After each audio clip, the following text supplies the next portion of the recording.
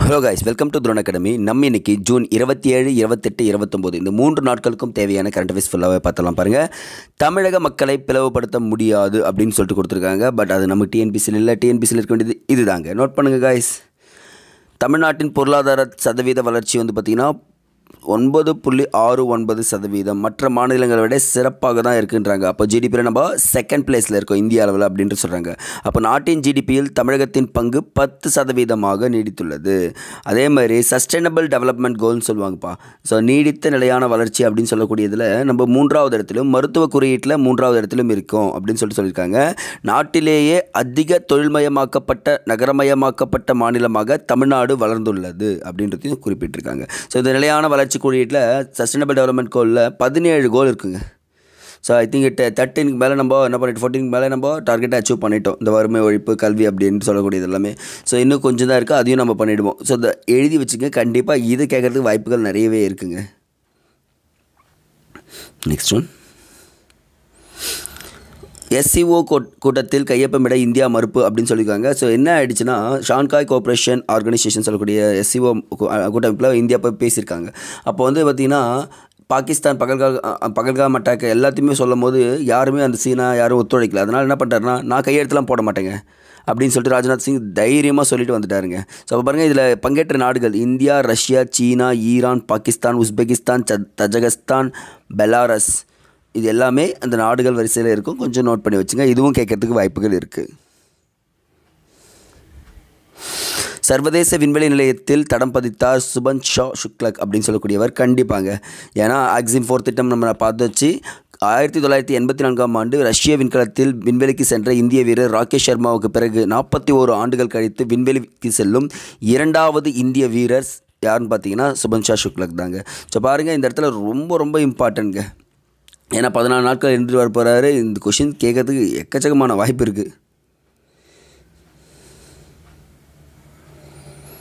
Next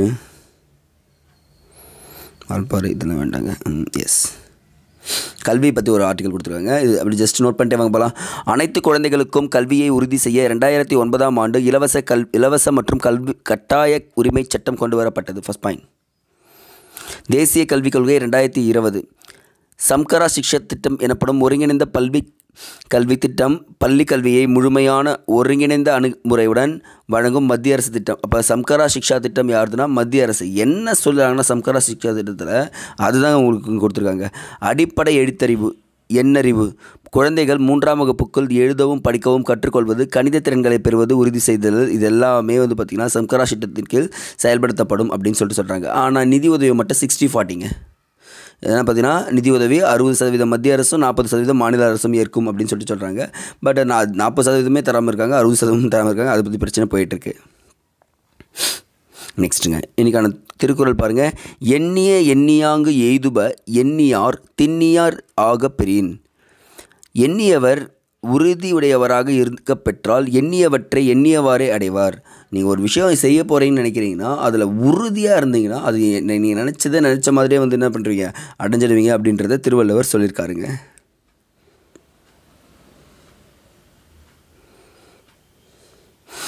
அரசே வீடு ஒதுக்கீடு செய்துவிட்டு அதை ரத்து செய்தது இலக்கியவாதிகளை அவமதிக்கும் செயல் அப்படின்னு சொல்லியிருக்காங்க. பட் இதில் நமக்கு டிஎன்பிசி ரிலேட்டடாக ஒரு கரண்ட் அஃபேர்ஸ் கிடச்சிச்சுங்க. 2022ஆம் ஆண்டு கனவு இல்லம் என்ற திட்டம் அறிவிக்கப்பட்டது. அப்போ கனவு இல்ல திட்டம் யாருக்காகனா, இந்த சாகித்ய அகாடமி விருது, இந்த இலக்கிய விருதுகள்லாம் பெற்றாங்கல்ல அவங்களுக்காக. அப்போ இந்த கனவு இல்ல திட்டத்தில் எல்லாருக்கும் தரேன்னு சொல்லியிருந்தாங்க. அந்த திட்டத்தின் கீழ் ஒருத்தர் சாகித்ய அகாடமி வாங்கியிருக்காங்க பாருங்கள். கல்மரம் என்ற நாவலுக்கு சாகித்ய அகாடமி விருது பெற்ற தமிழகத்தின் முதல் பெண் IPS அதிகாரி திலகவதி. 2 கொஷின். சென்னை அண்ணா நகரில் அவங்களுக்கு ஒரு வீடு கட்டி கொடுத்துட்டாங்க. ஆனால் இப்போ என்ன பண்ணாங்கன்னா, கடந்த 2022 வீடு ஒதுக்கப்படுது 1409 சதுர அடியில். பட் ஆனால் என்ன பண்ணிட்டாங்க, உங்களுக்கு ஆல்ரெடி வீடு இருக்குது, நான் தரமாட்டோம் அப்படின்னு சொல்லிட்டாங்க. பட் அந்த எதிர்த்து கேஸ் போட்டு என்ன பண்ணிட்டாங்க, திருப்பி அந்த வீடு வாங்கிட்டாங்க. பட் நம்ம டிஎன்பிசி ரிலேட்டடாக கல்மரம் என்ற நாவலுக்கு சாகித்ய அகாடமி விருது பெற்றவர் யாருன்னா திலகவதி அப்படின்றத நோட் பண்ணுங்கள். முதல் பெண் அவங்க தான், IAS அதிகாரி. சரிங்க, நெக்ஸ்ட்டு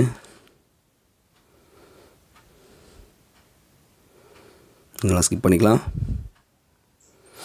எஸ், ஐ திங்க் 28 இதுலேயும் கொஞ்சம் கம்மியாக நியூஸ் தான் இருக்குது. ஸோ டிமார்ட் போகிறது தான் போயிட்டு வாங்க, பணம் இருந்தால். கம்மி நாள் தான் எக்ஸாமுக்கும். ஓகேங்க.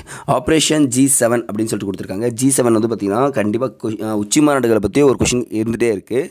இந்த இடத்துல நீங்கள் தெரிஞ்சுக்க வேண்டியது ஆப்ரேஷன் G7 பற்றி நோட் பண்ணி வச்சுக்கோங்க காய்ஸ். One second. ஓகேங்க. வர்த்தகம், பொருளாதாரம், பருவநிலை உள்ளிட்ட முக்கிய கொடுத்துருக்காங்க பாருங்கள் பிரச்சனைகளை ஆரம்ப காலத்தில் G7 மாநாடுகள் விவாதிக்கப்பட்டன. இதில் பார்த்திங்கன்னா America, Canada, France, Italy, Germany, Japan, Britain. India G7 கிடையாது. 7 நாடுகள் மட்டும்தான். நல்லா வச்சுக்கோங்க. இதிலே வந்து பார்த்திங்கன்னா சீனாவும் கிடையாது, ரஷ்யாவும் கிடையாது. அதுதான் முக்கியம். இந்த உலக மக்கள் தொகையில் 10% வச்சுருக்காங்களாம் இவங்க, இந்த அமைப்பு.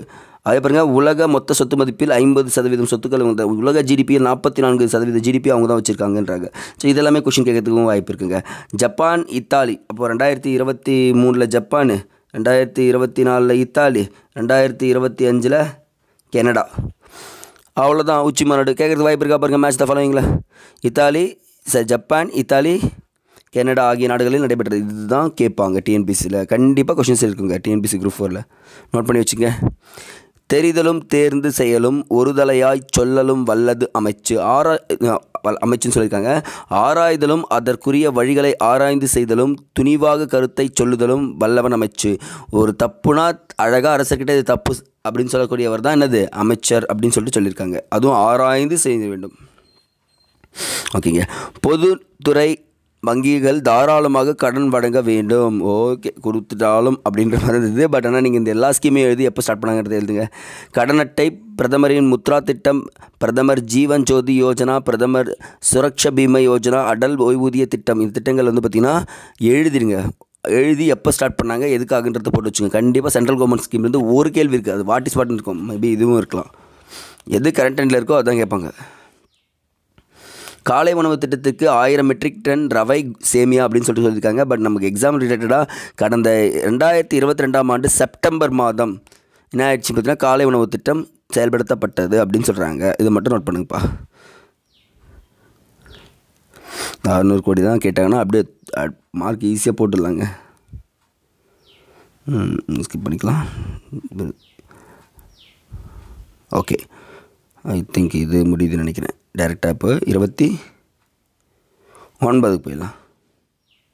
மீண்டும் பயங்கரவாத முகாம்கள் தாக்குதல் அப்படின்னு சொல்லியிருக்காங்க. இனி கட்டினாங்கன்னா அடிப்போம் அப்படின்னு சொல்லியிருக்காங்கப்பா.